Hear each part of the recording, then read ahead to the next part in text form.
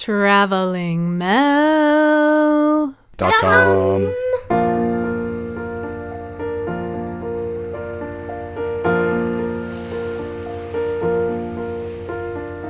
I grew up near the ocean, just 8 miles from the Pacific Ocean. And now that I live in Montana, I don't get to see it very often, obviously. And whenever I come back, I'm reminded just how much I really love the ocean. I'm reminded how much I miss it. The feeling of the salt air and the water, just everything about it. I miss it.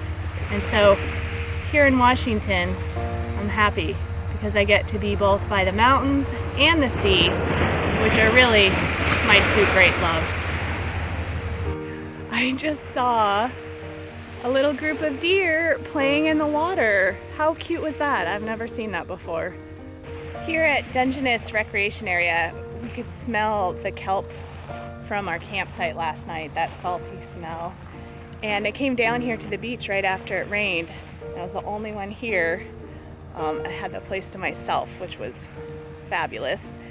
And the rocks were shiny and pretty, and the air was damp and heavy, and I just loved every minute of it.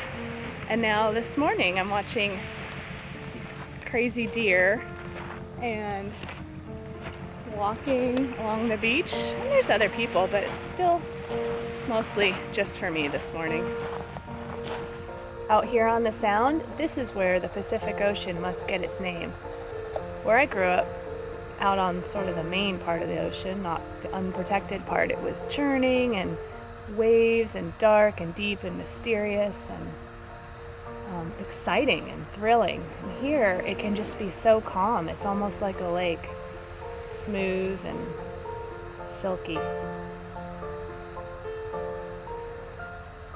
And the mountains are just as captivating. We've been hiking through alpine zones, through wildflowers and craggy mountains reaching for the skies. The rocks are really old here, and they draw you in and make you want to be part of the landscape too.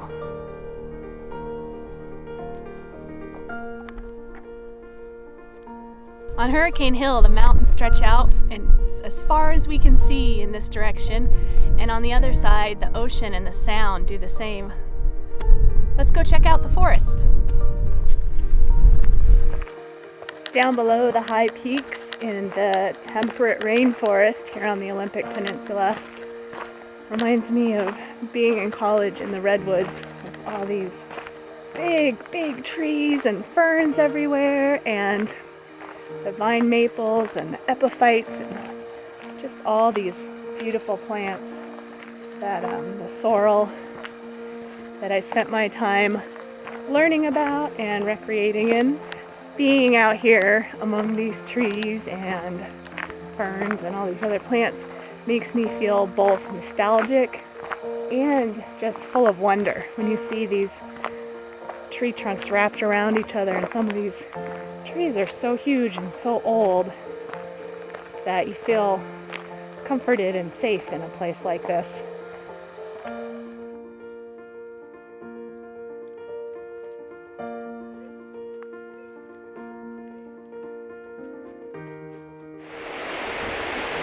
I almost forgot about rivers.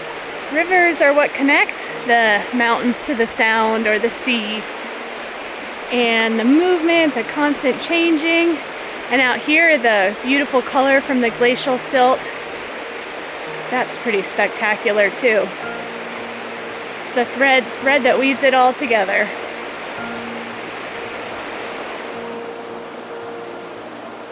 The mountains, the ocean, the forest, and the river, they all inspire this really neat artwork that's so kind of specific to the Pacific Northwest.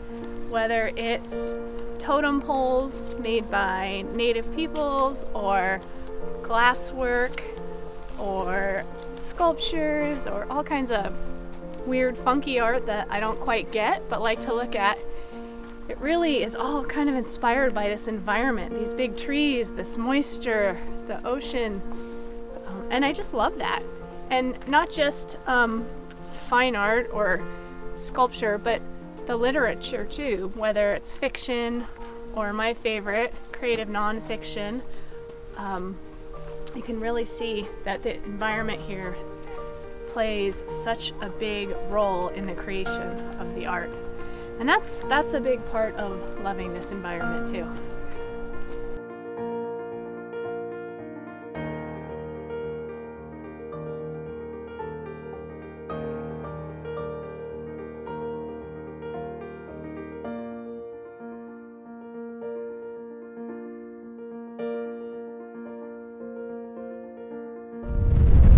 Thanks for traveling with us from mountains to sound, and hopefully you like this video and can give it a thumbs up and subscribe if you're not already, and share it with your friends. And of course, we always love to hear your comments right down below.